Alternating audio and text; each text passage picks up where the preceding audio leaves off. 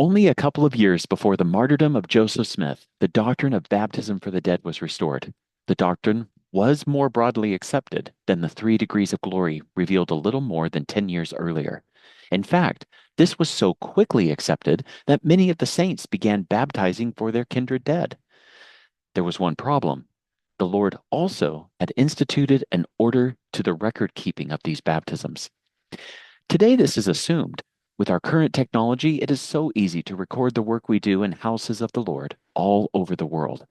We take for granted that the systems in place now had their humble beginnings in section 127 and 128.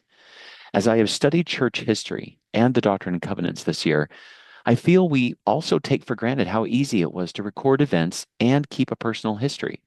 Many of the early saints were farmers, which meant they did not have a formal education past third grade and lacked the economic means to purchase supplies that would afford them the opportunity to write down the experiences they had.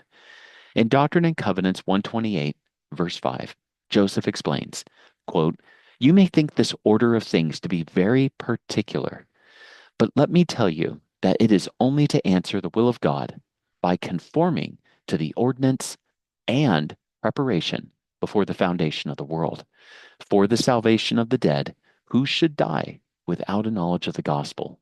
Unquote. Although this order of record keeping was new to the pioneer saints, it was not new to the Lord. This order was established to provide the means to facilitate the salvation of those who died without a knowledge of the truth.